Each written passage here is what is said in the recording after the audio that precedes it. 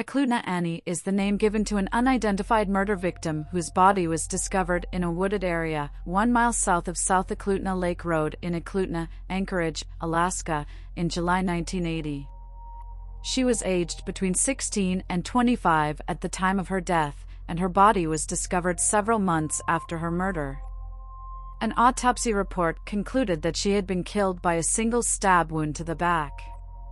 Annie was murdered by serial killer Robert Hansen, most likely in 1979. Hansen specifically stated she was his first murder victim. This unidentified decedent became known as Eklutna Annie due to the location in which her body was discovered. The case remains open, and numerous efforts have been made to determine the identity of the decedent, including several forensic facial reconstructions of how she may have appeared in life. On July 17, 1980, Eklutna Annie's skeletal remains were found by workmen, buried in a shallow grave along a series of power lines north of Anchorage.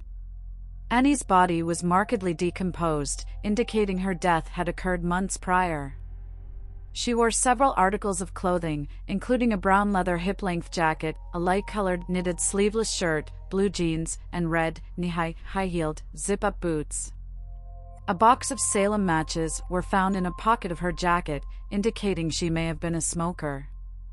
The victim was also wearing several pieces of jewelry, including an apparently handmade metal bracelet containing 3 turquoise stones, a copper necklace containing shell beads, a pendant heart, a Timex metal wristwatch consisting of circular links and with a brown watch face, a ring carved from shell jewelry, and gold-plated, twisted metal hoop earrings. An autopsy of Annie's body revealed she was petite in stature, and most likely white, although she may have had a degree of Native American heritage. She stood between 4 feet 11 inches and 5 feet 3 inches, and her hair color ranged from light brown to strawberry blonde. Serial killer Robert Hansen admitted responsibility for Annie's murder in 1984. According to Hansen, Annie had been wearing blue jeans, a sweater, and a brown leather jacket. He was unable to remember whether she was a prostitute or a dancer, although he did state he believed she was from Kodiak, Alaska. He further recollected, "I picked her up downtown and told her I was going to take her to my home." However, when Annie realized he was not driving in the direction of his home, she first asked him to drive her back to Anchorage, before he unsuccessfully attempted to convince her he was driving her to another safe location, claiming he was driving a little further, to which Annie replied, "Well, I'm not."